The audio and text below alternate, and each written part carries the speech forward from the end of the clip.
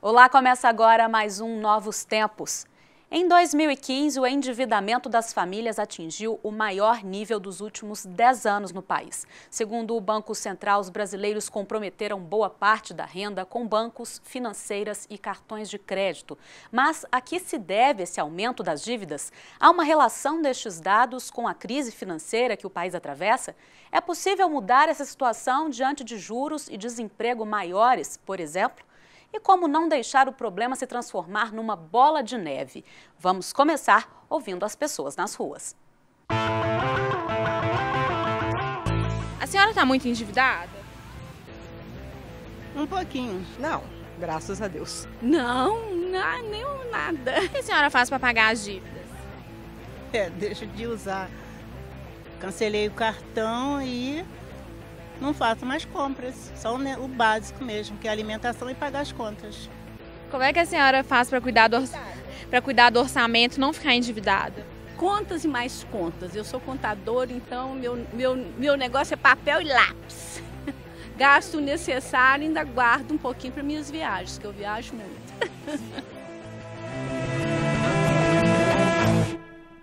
Para falar mais sobre o assunto, nós recebemos aqui no estúdio o professor de Finanças, Silvério Marinho. Seja muito bem-vindo, professor. Obrigado. Professor Edivar. Silvério, que alegria recebê-lo aqui no Novos Tempos. É um prazer estar com vocês aqui. Eu gostaria de começar essa nossa conversa sobre esses índices, esses dados que foram apontados na introdução do nosso programa. Você percebe que há algo de novo acontecendo nesse processo de endividamento? Ou isso é uma realidade que sempre nós lidamos com ela? Olha, com a estabilidade econômica que nós vivenciamos nos últimos 15 anos, claro, hoje nós vivenciamos um momento diferente, né? A economia está passando por mudanças, está passando por ajustes que serão necessários para que a gente possa conduzir melhor a nossa relação com o mercado. Mas durante esses anos que vieram pós-Plano Real, o brasileiro, de certa forma, se acostumou com a estabilidade. Então, ou seja, ele acostumou com a possibilidade de uma garantia de renda, ou seja, trabalho, e, consequentemente, ele desenvolveu o aspecto de consumo, que é um fator determinante para ele, né, nesse processo de desenvolvimento. Ou seja, eu saí de uma classe menos favorecida para uma classe mais favorecida em função do processo de consumo. Então, eu acredito que essa vivência nesse processo de consumo tornou essas famílias, né, como é que eu posso dizer, refém do endividamento, porque elas passaram a antecipar consumo. O que é antecipar consumo? O ideal, eu quero comprar, por exemplo, uma geladeira nova, quanto custa a geladeira? X reais. Então eu junto o dinheiro, vou lá e compro a geladeira. Só que hoje, o que o brasileiro faz? Ele quer comprar a geladeira, ele vai lá e compra e se endivida para frente. E como ele trabalha esse endividamento em parcelas, essas parcelas vão se somando. Né? Então ele compra uma geladeira, ele compra uma viagem, ele compra qualquer bem de consumo. Então, à medida que ele soma essas pequenas parcelas, que no ato da compra ele julga ser pequeno, quando ele junta isso num pacote, ele verifica que a renda dele está comprometida. Né? E aliado a isso, no Brasil nós ainda temos o fator do empréstimo consignado, por exemplo. Né? Ou seja, o que é um empréstimo consignado? A pessoa física vai lá, faz um empréstimo com desconto na folha de pagamento dele. Então, ou seja, a fonte de renda dele, se era 1, ela já caía para 0,7, ou seja, para 70% da renda dele. Então, além dele pagar esse empréstimo, ele tem que pagar esses vários picadinhos. Então, quando ele chega no final do período, ele olha e fala assim, onde está o meu dinheiro? Ô Silvério, e como aquilo nós falávamos nos bastidores, né? E os desejos continuam criando ou suscitando novas possibilidades de consumo, né? A mídia, ela cumpre muito bem esse papel. Né? A propaganda serve para isso, para intensificar o processo de consumo. Agora, é curioso que intensificar o processo de consumo é interessante, é bacana, é construtivo para as empresas e para aqueles que querem comprar. Agora, o detalhe é antecipar demasiadamente esse processo de consumo. Né? Ou seja, você consumir muito mais do que você está acostumado a fazer. E quando a gente fala de consumo de família, ainda existe um fator que é mais relevante. Porque quando a gente pega o alicerce da família brasileira, você pega, por exemplo, uma casa tradicional da família brasileira. Geralmente tem o pai, tem a mãe, tem um filho, a filha, 2 filhos ou 2 filhas, e um desses filhos casa. Ou seja, diz que em casa que é casa. Mas hoje nós vivemos em várias famílias um movimento inverso, ou seja, ele casa e ainda traz o cônjuge, né, para dentro de casa. Professor, nós vamos interromper, porque esse assunto vai longe, para a gente ouvir o que os internautas estão falando sobre esse processo de endividamento. Perfeito. Fernanda. O assunto também está sendo bastante debatido nas redes sociais. Vamos ver no quadro Hashtag.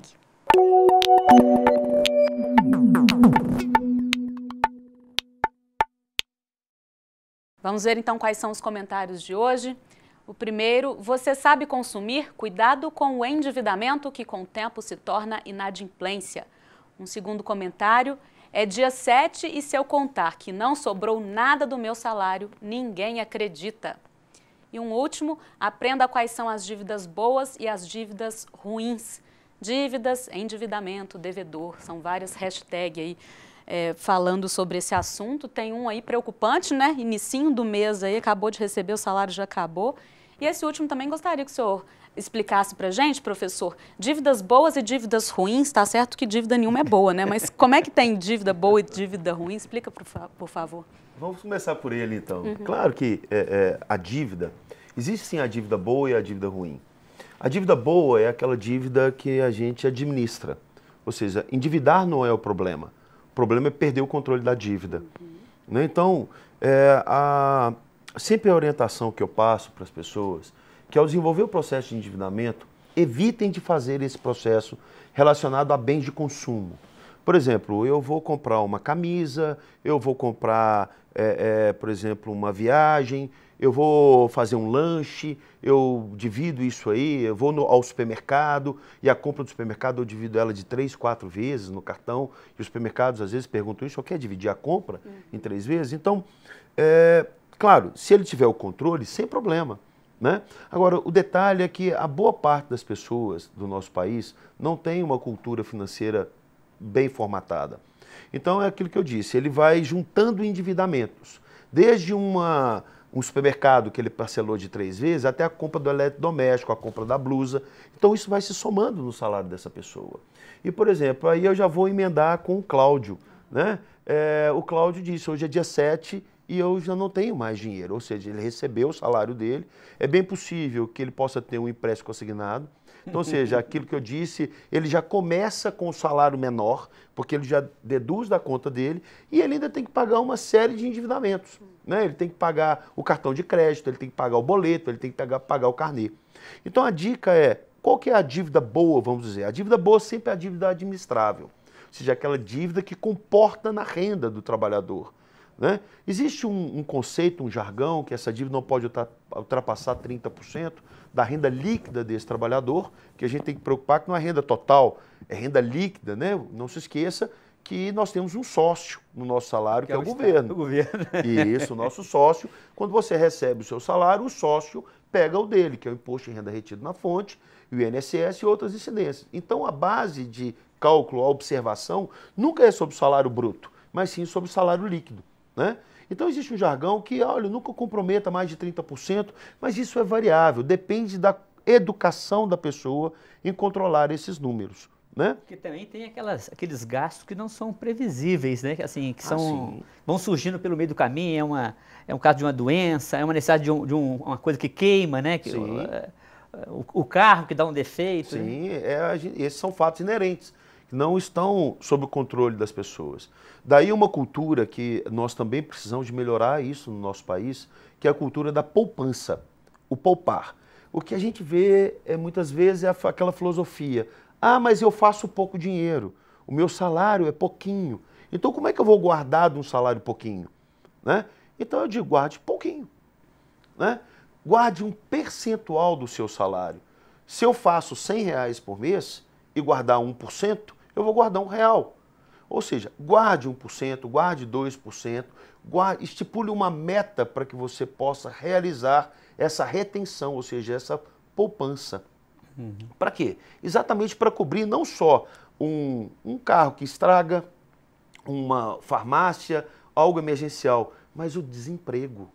Né? Ou seja, a população que não tem aí um emprego público, tem aí uma estabilidade, mas todos os demais estão sujeitos a uma sazonalidade no emprego. Não significa que ele é bom ou ruim no que ele faz, mas isso faz parte do mercado.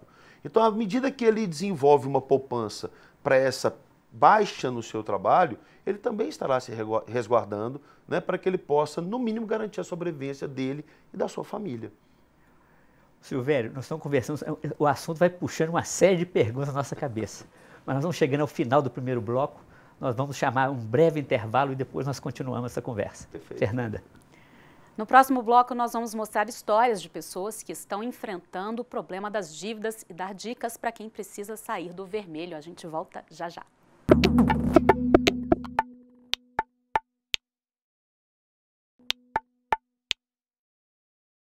Estamos de volta com Novos Tempos, que hoje está discutindo um problemão, o endividamento das famílias brasileiras. Acompanhe um pouco mais sobre o assunto na reportagem. Não está fácil para os brasileiros pagarem as contas. O número de pessoas endividadas está cada vez maior e o atual cenário econômico parece ser o principal motivo.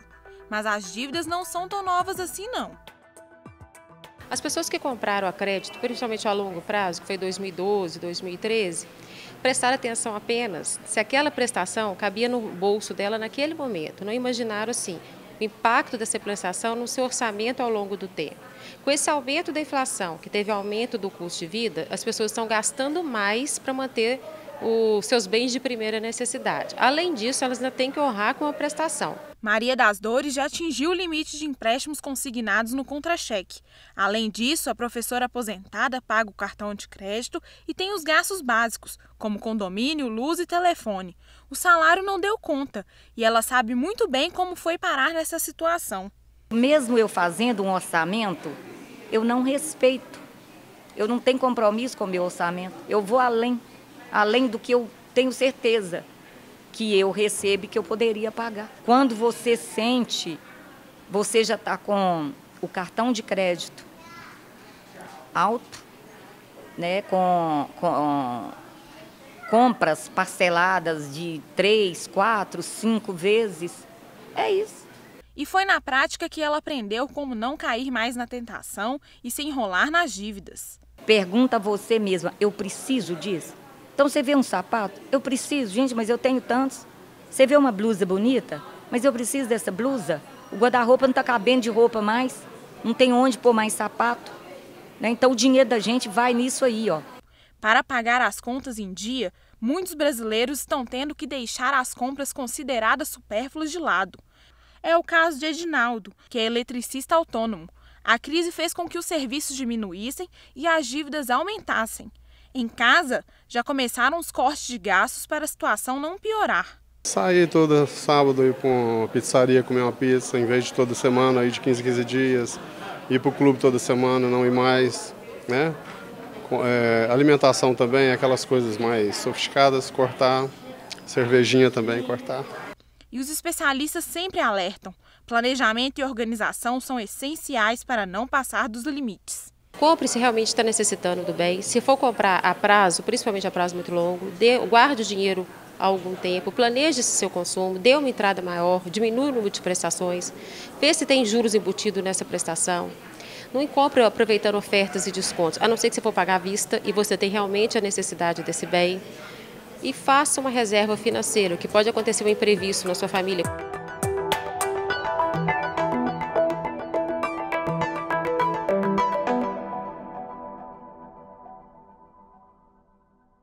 Professor, então, para a gente abrir esse novo bloco de perguntas, como sair do vermelho, quem já está endividado, e como não se enrolar mais, aí, como se não se afundar mais nas dívidas? Bom, Difícil essa, Silvério. é difícil, mas não impossível. A primeira coisa que, né, a pessoa precisa avaliar é qual é a dívida que ela tem. Então, existem dívidas que são mais caras e dívidas que são mais baratas. Então, a primeira que eu listo é sempre a dívida do cartão de crédito. Essa é a primeira que nós devemos correr. Né? Ou seja, se eu estou fazendo consumo no cartão e hoje eu não tenho condições de pagar a fatura integral do cartão de crédito, o ideal é que ele busque outras formas de endividamento. Exemplo, um CDC, um crédito direto ao consumidor, que geralmente ele vai conseguir a taxas mais baratas do que o cartão de crédito, para que ele possa pegar essa dívida para poder liquidar a dívida mais cara. Ou seja, eu pego uma dívida mais barata e liquido uma dívida mais cara. Com isso, eu economizo nos juros. Então, isso já é o primeiro passo, ou seja, você organizar a sua dívida, trazer todo esse endividamento para uma dívida mais barata possível. E é claro, gente, existem diferenças de taxa, inclusive de empréstimo direto de CDC, que é o crédito direto ao consumidor, né? Você tem bancos que têm variação de taxas de 2%, 3%. Isso numa dívida de R$1.000 dá diferença no final dos juros. Agora, você recomenda a pessoa anotar tudo que está devendo para ela ter o controle O visual? ideal é que ela faça isso, né? A identidade visual é uma forma de aprendizagem, né? Então, ela listar e dizer, olha, eu estou devendo tanto.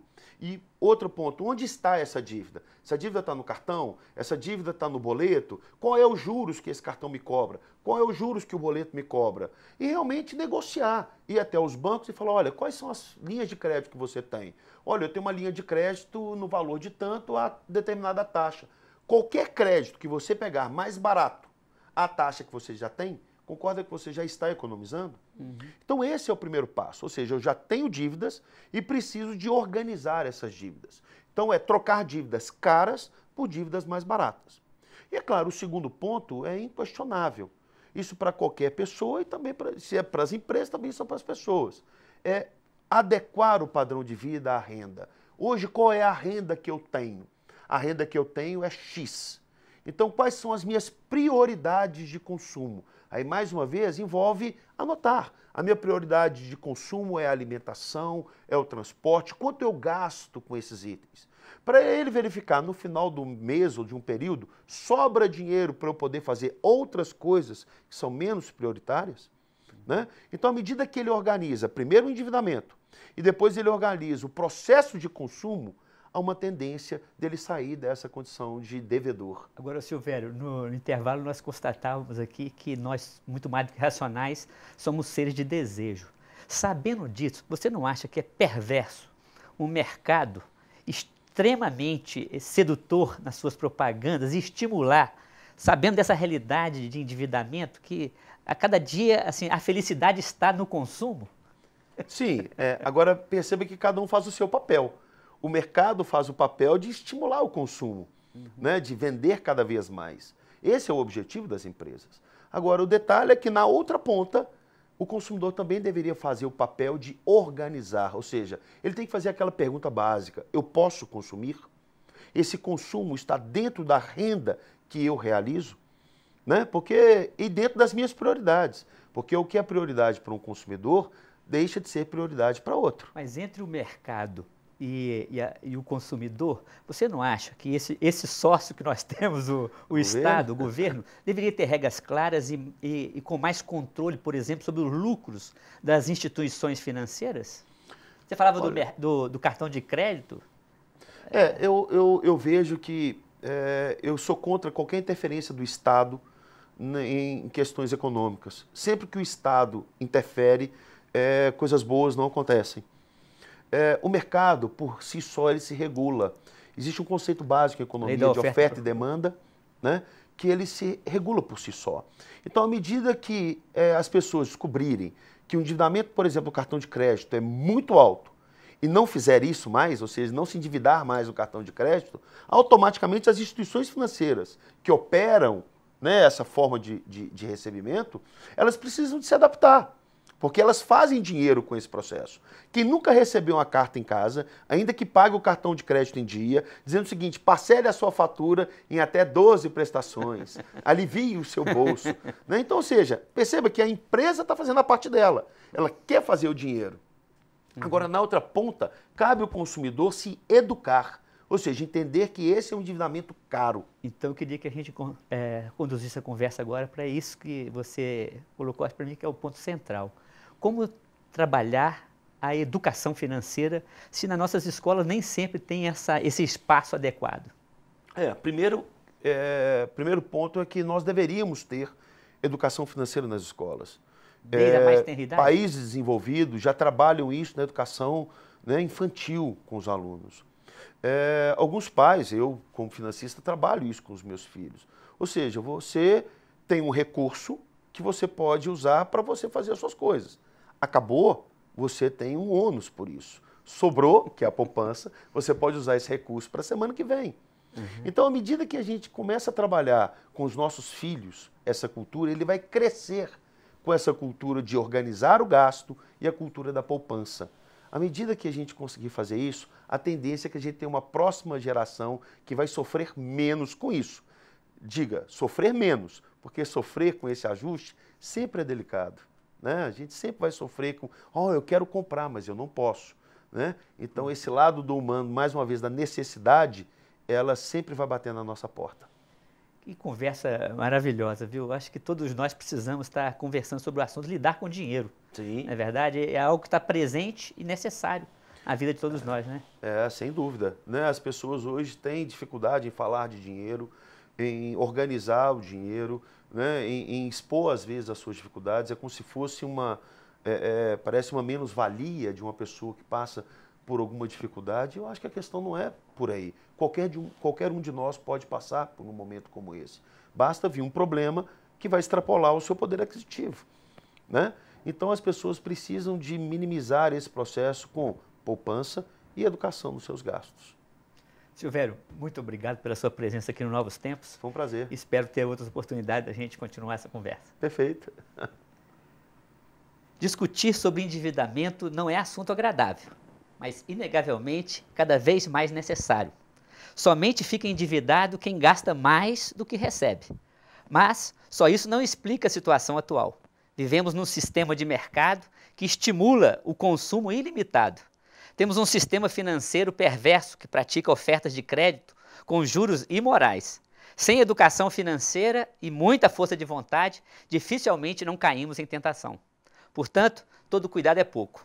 Bom, por hoje é só. Fique com Deus e até o próximo programa. É com você, Fernanda. O Novos Tempos é um programa da PUC TV Minas em parceria com o Ânima, Sistema Avançado de Formação da PUC Minas. Nós voltamos na próxima semana com outros temas importantes do seu dia a dia. Até lá!